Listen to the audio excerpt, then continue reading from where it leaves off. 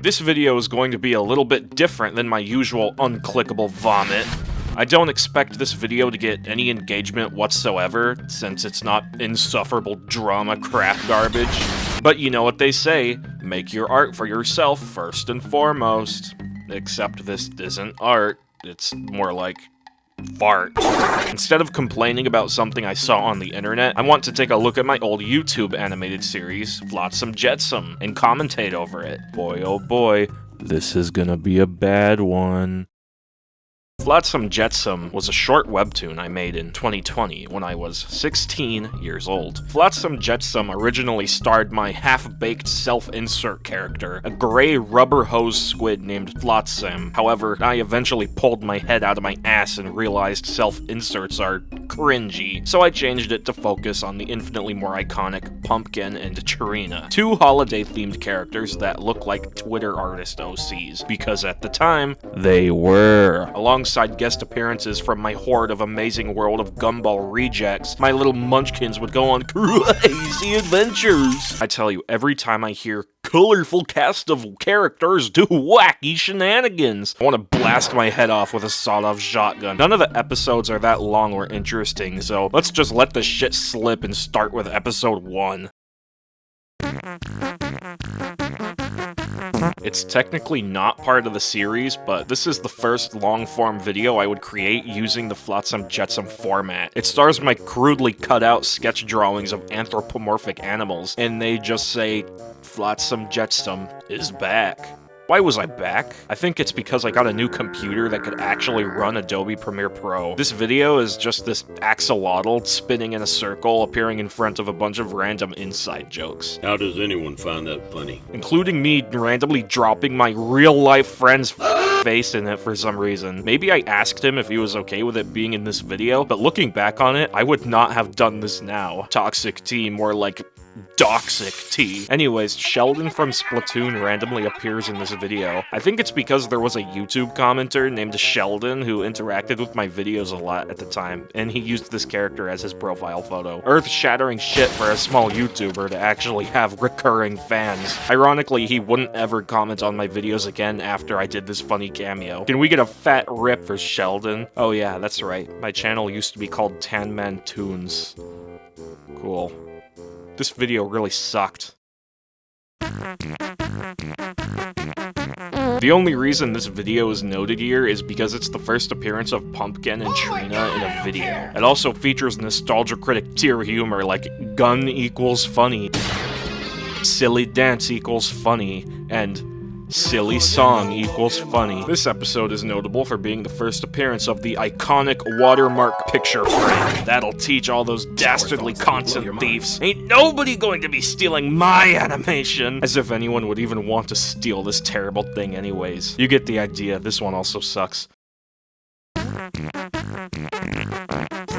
This was the first video featuring actual character dialogue. As a result, it sounds really bad. I was still trying to really find what voices these characters should have, so they all sound kinda strange and off. Also, they randomly morph into Google images for some reason. Something I did in my earlier animations that I phased out later was the use of clip art. I didn't want to confuse the audience as to what I drew myself and what I plundered off of Google images, so after the second episode, I began simply using color-corrected photos of real-life furniture. As with all great things, we start with an establishing shot of the iconic bad perspective house. This squid spazzes the hell out and then slapstick funnies!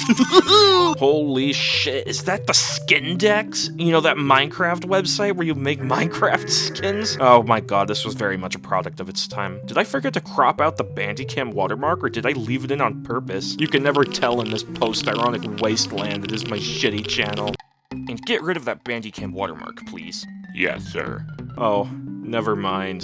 Trilobite, the computer, because bite like computer, and try like tripod because he has a tripod for legs, opens Twitter and... oh, look at these glorious trending topics. Is that a Sonic OC? Surely I was just taking the piss with that one. Anyways, Flotsam gets a mean tweet from Ant Toons. If the COVID-19 references weren't enough to date this, then the reference to the Antoons drama definitely was. This was before Antoons gave me a shout out for making an animated cartoon of him. This person, Inkblot, has made a very fun animated parody of the drama I was in. It's surprisingly well made, and you can tell he can go far with such nice animation and editing skills. Check out his channel for more of his works. It's too bad I change my channel name more often than I change my bed sheets. Antoons hypothetically advocating for cancel culture is probably the biggest mischaracterization on the planet. Flotsam gets red in the face and demands answers from Trilobite, who tells him all about cancel culture. Some shit happens, and then Pumpkin and Trina are awkwardly tossed into the plot. Good grief, these characters still look atrocious. They talk about literally nothing, and then Trina convinces Flotsam to delete Twitter, which he does. Ignore the fact that I deleted Twitter just to load into a second Twitter account. There's this visual gag where Flotsam has a realistic mouth and it gets really loud. And then he deletes Twitter and dances to that one Siva Gunner song of Super Mario 64, but it's shoddy like a melody in my head. I remember when I made this as a teen, I thought this was the most triumphant and awesome ending to anything ever. It really did feel like it at the time, I'll be honest. It was my first long-scale, fully voiced animation. Anyways, that brings us to the end of what I can only refer to as Patient Zero. Next episode. I made this episode as a final project for my Adobe Premiere Pro class at community college. Despite my efforts, I only got 27 out of 30 points for it. Never follow your dreams, kids. Anyways, there's some funny visual gags in this episode, but there's really no plot. It's just a clip show of me systemically checking off every assignment requirement in a bulleted list. The code is more what you call guidelines than actual rules. With minor appearances from side characters. It's a bit annoying, but at least the voice acting is better in this one.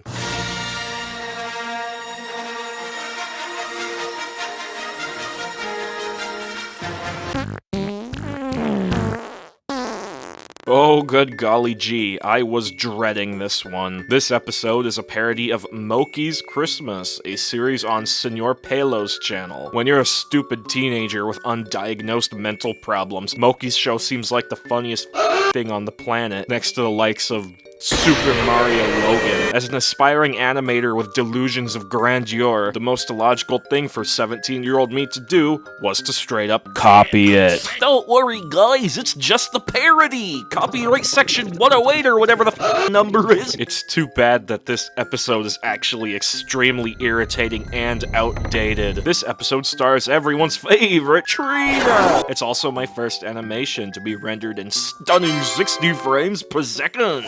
Pumpkin is depressed because it's, in fact, not Halloween, the narcissistic bastard. And Trina screams. Something that happens a lot in this episode. She pays every character a visit, including Trilobite, who seems to always get into some kind of accident in every episode. Anyways, the line to Santa gag is ripped straight from Senor Pelo, featuring such amazing and recognizable characters like unfittingly styled human OCs, which was technically a collaboration with someone because I did not draw them. The iconic Green Glasses Man. This character that isn't mine but I technically own because the creator gave me ownership in 2022. A random VTuber that I idolized for some reason. My friend's dog OC. Moki, but at least I didn't trace it.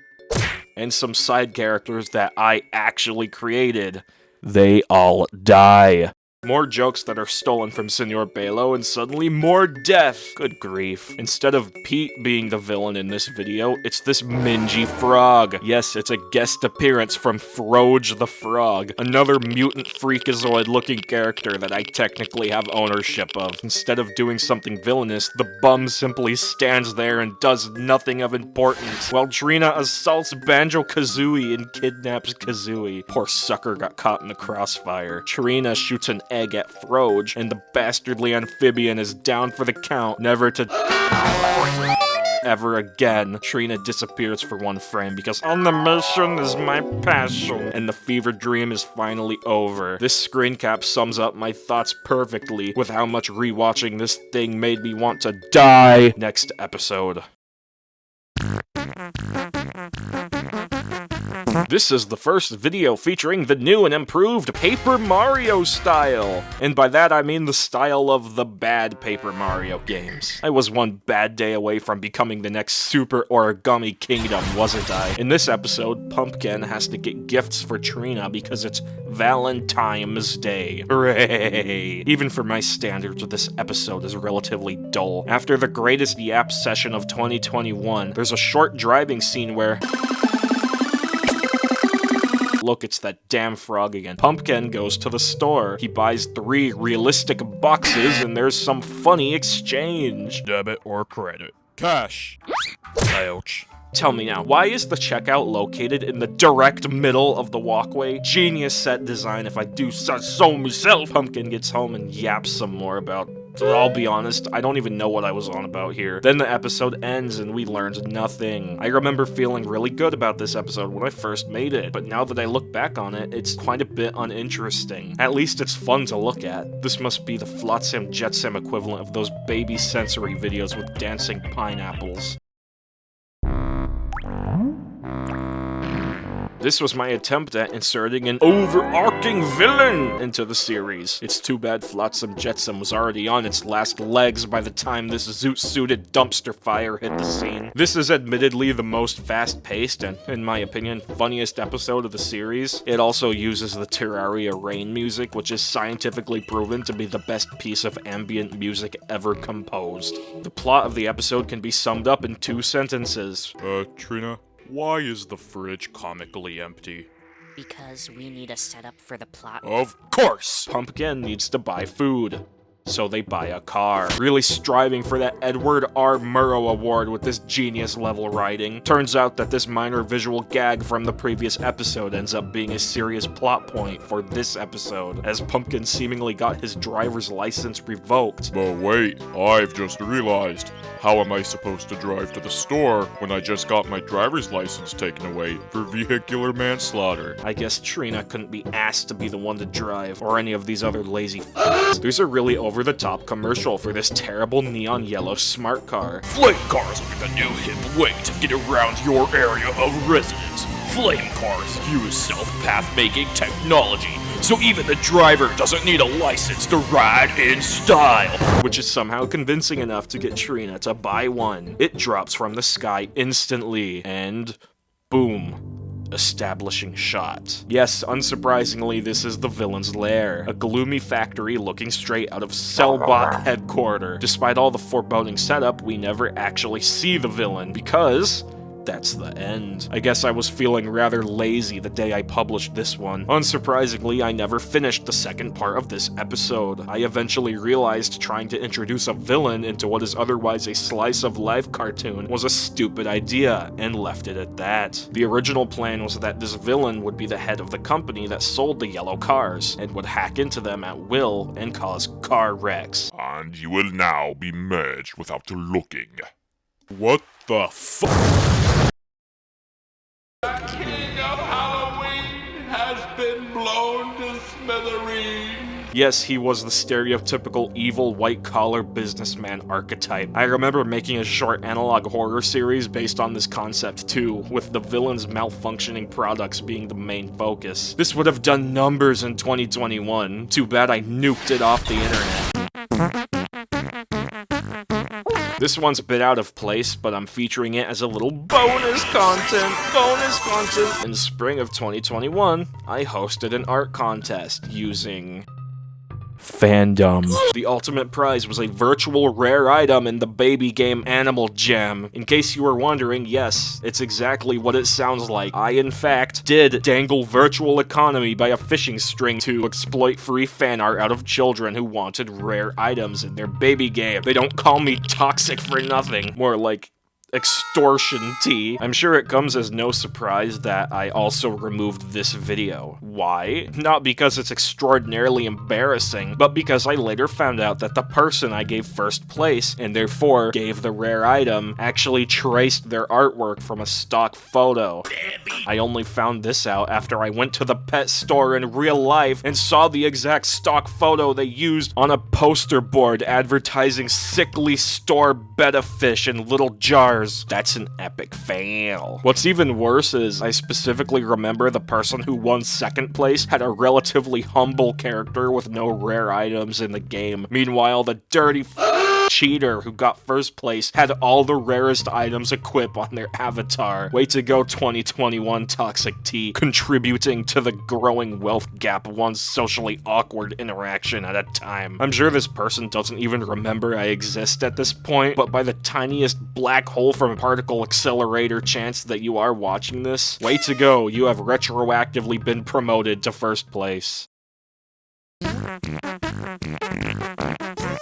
Well, this isn't the last of the treasure trove that is my old cringy video content. It is the end of what I would consider to be the bad videos of the series. Not as if the good ones are much better. I think there comes a point in every artist's career where they begin to feel embarrassed or ashamed of their old work. And I can definitely see why. When our personalities, sense of humor, and style change over time, as well as general culture itself, we tend to view our work through this lens of imperfection or outdatedness, picking out all the little nitty-gritty details that we would have otherwise changed if we made it now. Perhaps that's not a bad thing. It's a sign of character development. I know I'm certainly not the same as I was when I began making these, and I'm sure that Froge the Frog isn't either. We all have our ups and downs in life, but this is ultimately the footprint we left behind, representative of the time we created it. And while on the surface it seems rather meaningless, maybe these pieces do have some meaning deep within our subconscious.